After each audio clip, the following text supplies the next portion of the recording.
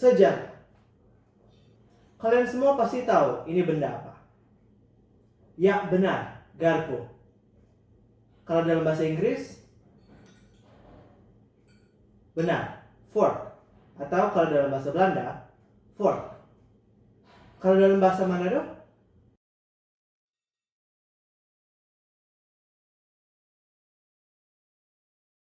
ya, benar, forek. Perkenalkan, nama saya Gevan Vero Sepang dan rekan saya. Halo, nama saya Carval Gabriel Bianlio. Kami akan berbicara sedikit mengenai sejarah.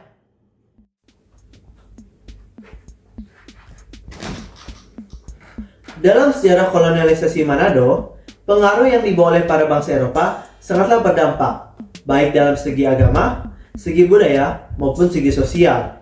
Tentunya, salah satu dampak yang masih dirasakan hingga sekarang adalah segi bahasa. Dalam bahasa Manado sendiri, banyak sekali kata-kata serapan, baik dari bahasa Belanda maupun bahasa Portugis. Untuk menggali lebih dalam, kita akan melakukan beberapa wawancara yang akan dilakukan oleh rekan saya. Wawancara dengan Opa Alpon dan Oma Vera dilakukan di rumah Oma Vera dan Opa Alpon pada hari Sabtu 6 September 2025 jam 5 sore.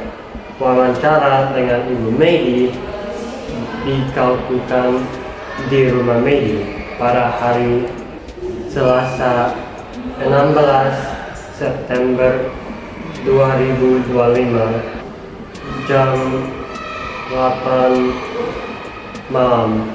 Halo Oma, halo Pak. Bolehkah saya bertanya beberapa hal tentang bahasa Manado? Iya atau tidak? Boleh.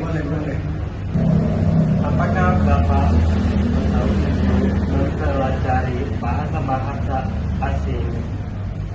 Bahasa asing sebenarnya waktu penjajahan Belanda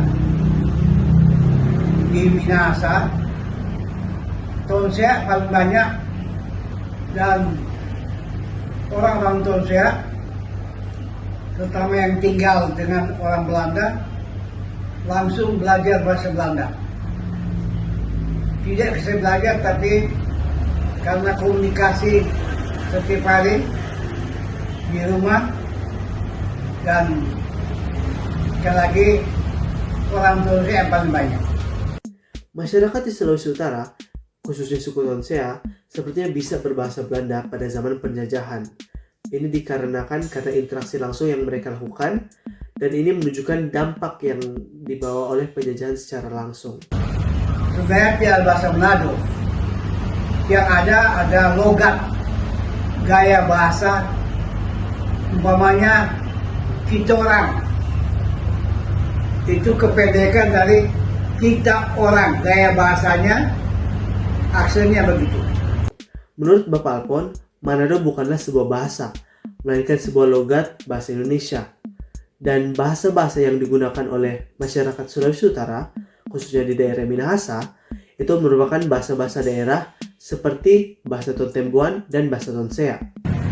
Tidak ada yang saya belajar sebenarnya. Cuma waktu zaman penjajahan, sesudah zaman penjajahan, Opa masih sempat, sudah umur 10 tahun lebih, dan pertama waktu itu ada juga tentara Indonesia Kenil, seperti papanya Oma Kenil. Mereka belajar bahasa Belanda langsung. Ternyata ada beberapa masyarakat yang diajarkan langsung bahasa asing oleh para penjajah-penjajah melalui beberapa program seperti program Kenil yang diikuti oleh Om dari Bapak Alpon dan juga Bapak dari Ibu Vera. Halo Mama. Hai.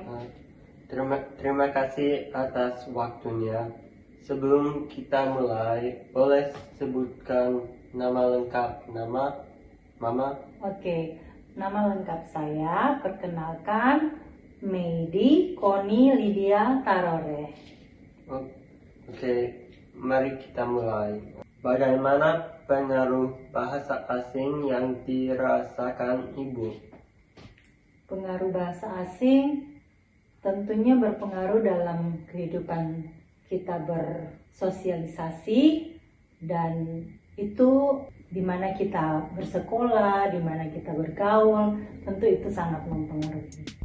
Mungkin salah satu dampak yang paling besar saat dirasakan oleh masyarakat Indonesia ketika bahasa asing datang ke Indonesia adalah masyarakat sadar betapa pentingnya mengetahui bahasa asing, tidak hanya bahasa-bahasa mereka sendiri. Sekarang bahkan di sekolah-sekolah mungkin terutama hanya bahasa Inggris, tapi kebanyakan sekolah sekarang sudah mulai menerapkan pengajaran beberapa bahasa asing. Apakah Ibu mengetahui kata-kata asing yang ada di bahasa Manado atau Indonesia?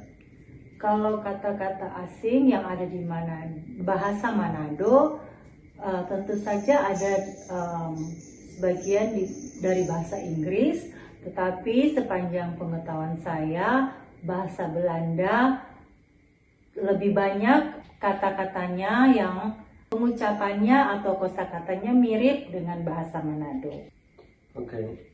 Bagaimana Ibu mengetahui kata-kata tersebut berasal dari bahasa asing? Mungkin waktu di sekolah kita sempat diajarkan hubungan kata-kata tersebut dari pelajaran bahasa maupun pelajaran sejarah. Jadi di sekolah.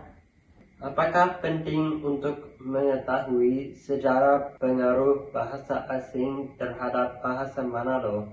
Tentu saja saya rasa penting ya untuk kita mengetahui sejarah masa lalu, bagaimana pengaruhnya sehingga kita boleh ada hidup di masa sekarang, tentunya berpengaruh dari masa lalu dan itu penting untuk kita ketahui. Saya sebagai warga Indonesia juga tentunya bersyukur karena banyak juga warga yang mengetahui, yang sadar bahwa penting untuk melestarikan, menjaga warisan kolonialisme yang dibawa oleh para penjajah, dan juga bagaimana kita harus menjaga itu sebagai identitas kita, karena itulah yang membuat setiap daerah unik. Dan walaupun kolonialisme digambarkan sebagai suatu hal yang negatif, namun kita juga harus bisa membuka pikiran kita dan melihat sisi-sisi positif yang dibawa oleh kolonialisme itu sendiri.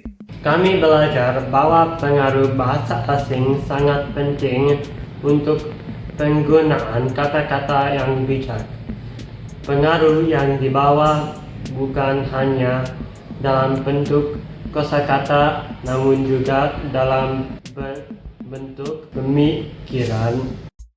Kolonialisasi sudah membawa banyak sekali dampak bagi bahasa-bahasa di Indonesia, dan salah satu bahasanya adalah bahasa yang ada di Manado ini. Dan menurut Efesus 4 ayat 29, kata-kata yang sudah diteruskan dalam bahasa ini seharusnya kita pakai dengan bijak, dipakai untuk saling membangun dan tidak untuk saling menjatuhkan. Oleh sebab itu, mari saja kita semua untuk berkata-kata yang dengan bijak saat berkomunikasi, terutama saat kita menggunakan bahasa Manado, karena ini adalah bahasa yang sudah diteruskan oleh leluhur dan menjadi sebuah identitas daerah kita.